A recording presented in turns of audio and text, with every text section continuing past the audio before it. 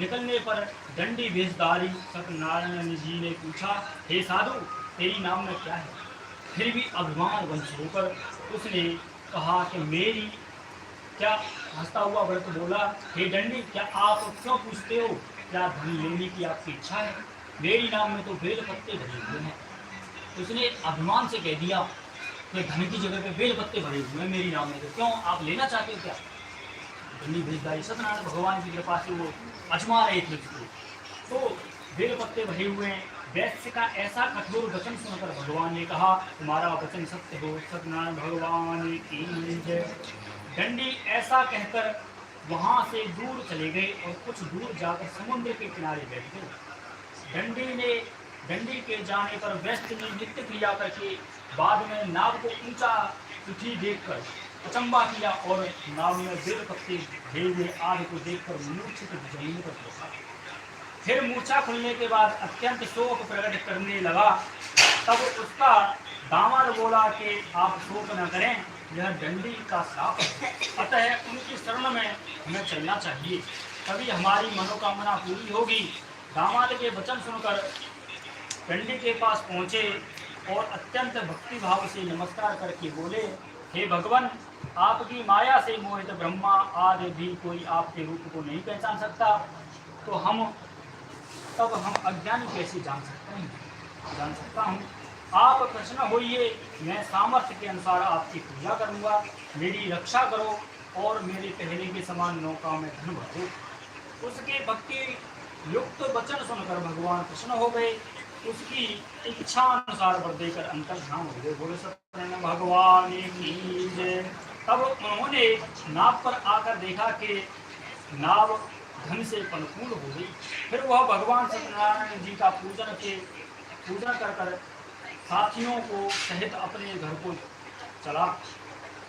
जब अपने नगर के निकट पहुंचा तब दूत को घर पर भेजा और दूत ने साधु के घर जाकर उसकी स्त्री को नमस्कार कर कहा, अपने दामाद सहित इस नगर के समीप आ गए हैं।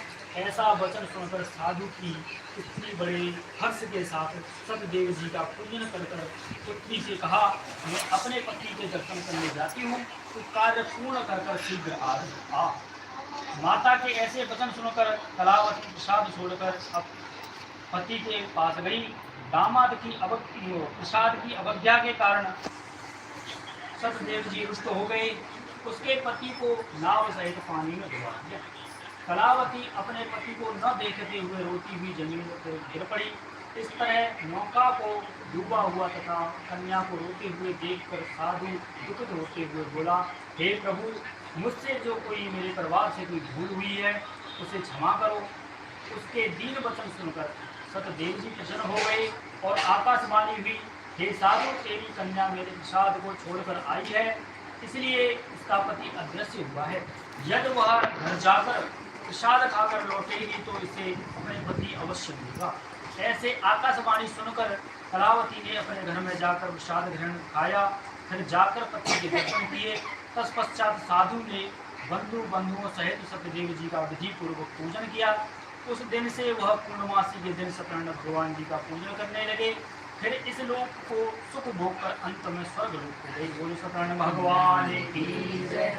भजमन नारायण नारायण हरे हरे, भजमन नारायण नारायण हरे हरे, कृष्ण नारायण नारायण हरे हरे, भजमन नारायण नारायण हरे हरे, कृष्ण नारायण नारायण हरे हरे, लक्ष्मी नारायण नारायण हरे हरे, भजमन नारायण नारायण हरे हरे, कृष्ण नारायण नारायण हरे हरे, भजमन नारायण नारायण हरे हरे, कृष्ण नारायण नारायण हरे हरे, भजमन नारायण नारायण हरे हरे, कृष्ण नारायण नारायण हरे हरे।